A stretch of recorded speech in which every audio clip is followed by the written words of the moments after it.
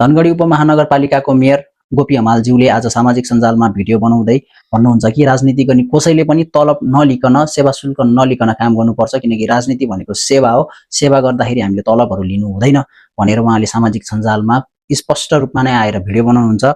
र भन्नुहुन्छ कि सबै आम नागरिकहरूले तलबाट नै फोर्स गरौँ, प्रेसर गरौँ कि अब यो थिति बसालौँ, सिस्टम बसालौँ कि राजनीति गर्ने कसैले पनि तलब लिनु नपाओस् भनेर। तर यसको कमेन्टमा पनि के भन्छन् भन्दाखेरि यदि कोही व्यक्तिले बेसिक स्यालेरी पनि नलिकन काम गर्यो भने त्यहाँ चरम भ्रष्टाचार हुने सम्भावना हुन्छ,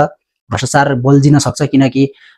यदि सबैले तलब नलिकन काम गर्ने हो भने राजनीति गर्ने भनेको हुने खानेहरूले मात्र गर्ने, पैसा हुनेहरूले मात्र गर्ने भन्ने पनि एउटा मानसिकता विकास हुन्छ। त्यसैले गर्दा भावनात्मक रूपले हेर्दाखेरि यो ठिक छ भने तार्किक र लजिकल्ली हेर्दाखेरि यो बेठिक छ भनेर सामाजिक सञ्जालमा अहिले जताततै यो कुरा आइरहेको छ है त।